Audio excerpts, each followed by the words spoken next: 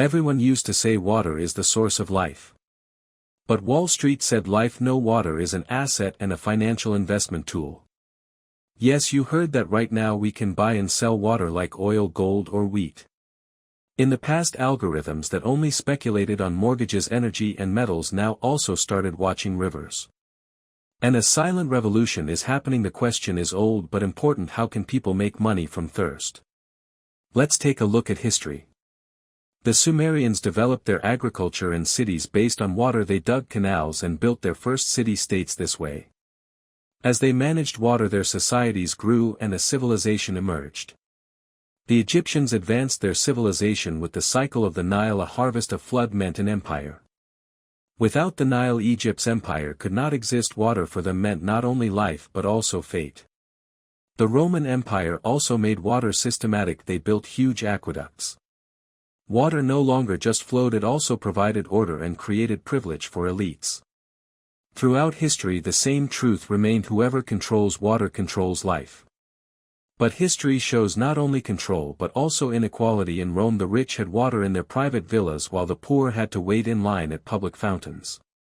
And when the empire collapsed, the aqueducts also collapsed. Water could be controlled, but it was not permanent. With the Industrial Revolution, water was no longer only sacred, it became a useful resource.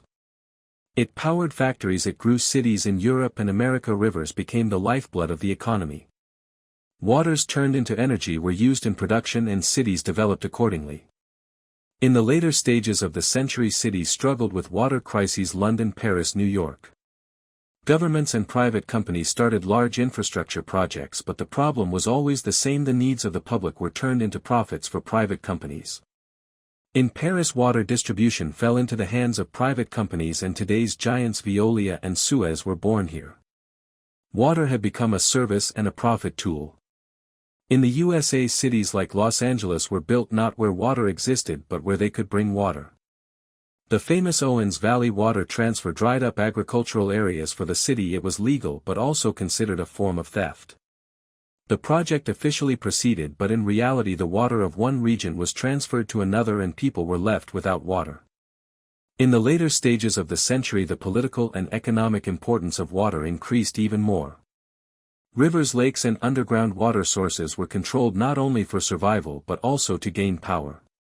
States and cities that controlled water gained power, and those who noticed this seized other resources too. And at the point we reached in the 21st century, the financial world has turned to water. In 2020, CME Group launched the first water futures contract. Now investors can buy and sell water rights rather than the water itself. With these contracts, water has ceased to be only a need and has turned into an investment tool. According to Wall Street, this means efficiency, but history shows us that under the name of efficiency, control and speculation always come together.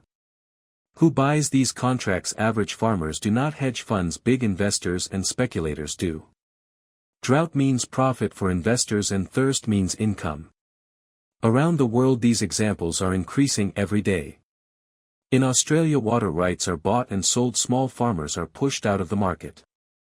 In Chile, water has been completely privatized and companies have taken ownership of rivers.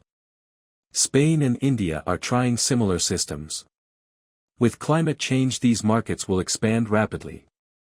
It may make sense economically, but ethically it is complete chaos, because access to water is no longer a citizenship right, it has become a customer right tied to credit. The financial sector claims it only provides protection against fluctuations. In theory this is true, but in practice every financial tool is prone to speculation.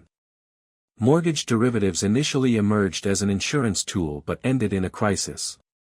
Carbon credits were created to protect the environment but created a loophole that led to pollution. Water went through a similar process. Initially it started as insurance and eventually became a tool for profit and control. Here there is an important irony: assigning a value to water can deepen the drought problem because profit depends on scarcity. Investors focus on profiting from water scarcity rather than producing abundant water. Therefore Wall Street's target is not water, it is us. History teaches us that it is not possible to own water. Water naturally flows. But the financial sector ignores this and tries to control our lives for pricing.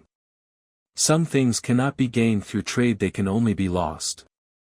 Water is no longer only a need, it has become the most valuable commodity of the 21st century.